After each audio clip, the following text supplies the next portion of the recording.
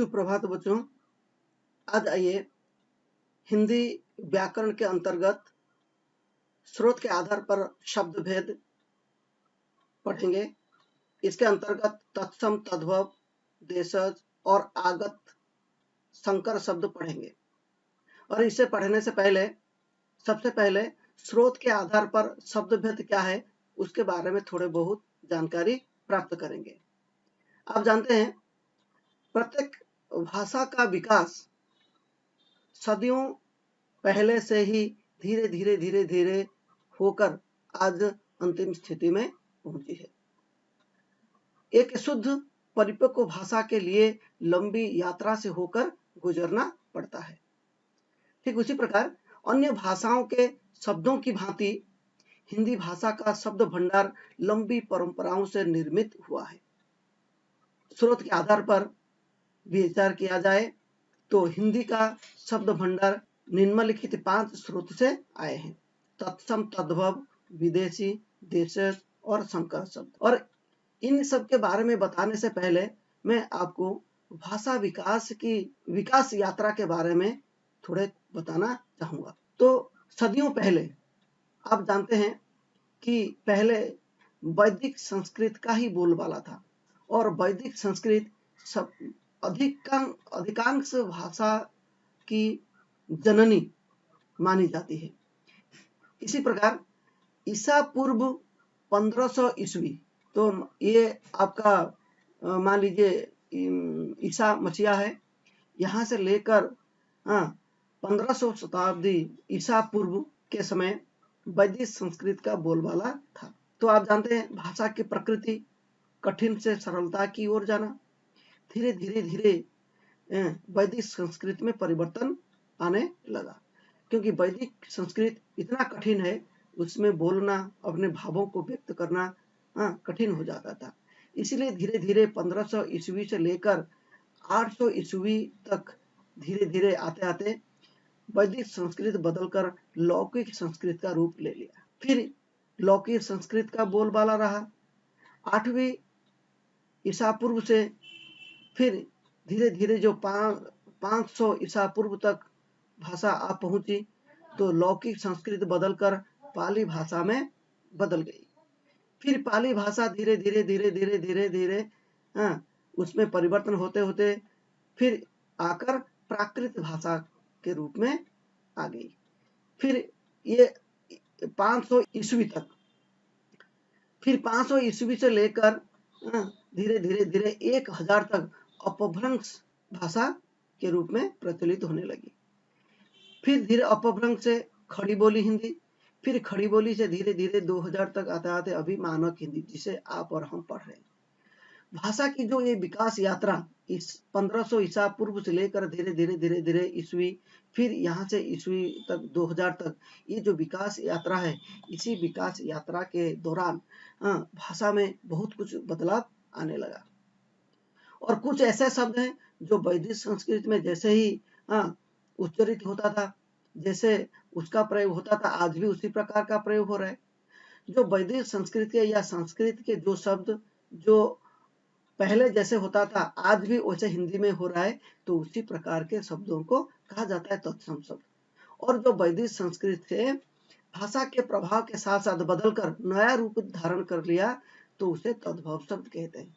तो चलिए बच्चों, अब हम पढ़ेंगे तत्सम और तद्भव। तत्सम क्या है?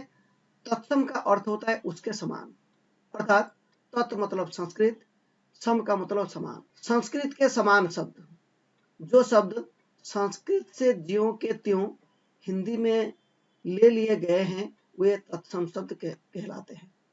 जैसे पुस्तक, मस्तक, पुष्प, पत्र, कन्या, विद्या, आत्मा, अहंकार, नवीन, नित्य, रात्रि, मरकट, नीर, गण आदि। ठीक उसी प्रकार तद्भव शब्द, तद्भव का अर्थ उससे उत्पन्न, उससे मीन्स संस्कृत शब्द से उत्पन्न। तत् का मतलब संस्कृत, भव का मतलब भिन्न, अर्थात जो शब्द संस्कृत से परिवर्तित होकर हिंदी में प्रचलित है वे तद्भव कहलाते हैं। जैसे माथा, सात, सांप, आग, हाथ, ओठ, शक्कर, उंगली, काज आदि शब्द। उसके बाद आइए बच्चों फिर पढ़ेंगे विदेशी शब्द।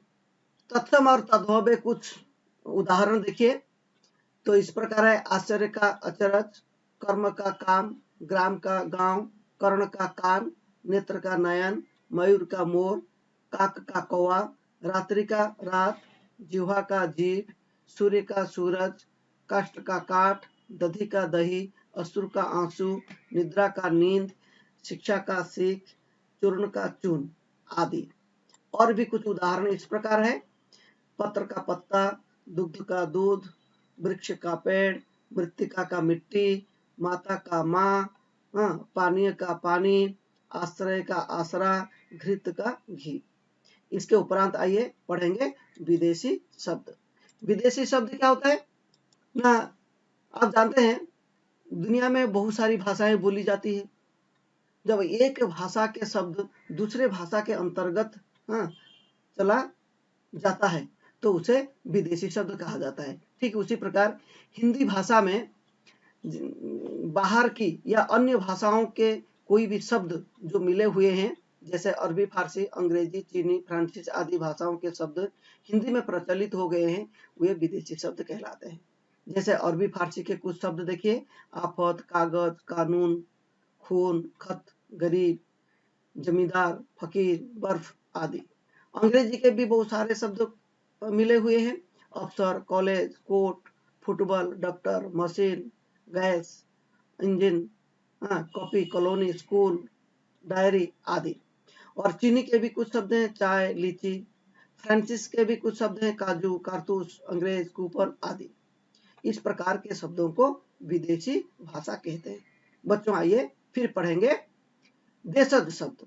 देशज क्या होता है ना, देशज शब्द का अर्थ होता है देश से जात, इसको देशज कहते हैं। जो शब्द भारत की जनजातियों से प्रयोग किया गया हो और ग्राम्य क्षेत्रों की बोलियों से लिए गए हैं, वे देशज शब्द कहलाते हैं। अर्थात हमारे देश के कुछ लोग जो हिंदी भाषा के साथ साथ धीरे धीरे अपने क्षेत्र की आंचलिक शब्दों का प्रयोग करने लगे। धीरे धीरे वही आंचलिक शब्द धीरे धीरे विकसित होकर साहित्य में प्रयोग किए जाने लगे, तो उसी प्रकार के शब्दों को देशज शब्द कहते हैं। जैसे पगड़ी, लोटा, खिड़की, थूक, चीनी, पेट, झोला, टांग, गाड़ी, जूता, चूहा, झाड़ू आदि। फिर उसके बाद आइए पढ़ेंगे संकर शब्द। संकर शब्द का मतलब होता है हाइब्रिड शब्द। उसका मतलब क्या है ना, जब दो भिन्न भाषाओं के शब्दों को मिलाकर जब एक नया शब्द बनाया जाता है तो उसे संकर शब्द कहा जाता है। जैसे उदाहरण, हिंदी भाषा के शब्द और संस्कृत भाषा के शब्द दोनों को मिलाकर एक और नया शब्द बना देंगे। क्या है ना, वर्षगांठ। यहाँ पर देखिए वर्ष शब्द, गांठ शब्द। मांग, पत्र, मांग और पत्र। मांग हो गया आपका, पत्र हो गया आपका तत्सम शब्द, मांग हो गया आपका तद्भव शब्द, यानी जो हिंदी शब्द। कपड़ा, उद्योग। कपड़ा हो गया आपका हिंदी शब्द और उद्योग हो गया संस्कृत शब्द। ये दोनों को दोनों के मेल से एक नया शब्द बना। इस प्रकार के शब्द को संकर शब्द कहते हैं। उसी प्रकार हिंदी और अरबी फारसी के हैं किताब घर, थानेदार, बैठकबाज। फिर संस्कृत और अंग्रेजी के शब्द रेल, यात्री। आप जानते हैं रेल हो गया अंग्रेजी शब्द, यात्री हो गया संस्कृत शब्द, दोनों के मेल से हो गया रेल यात्री।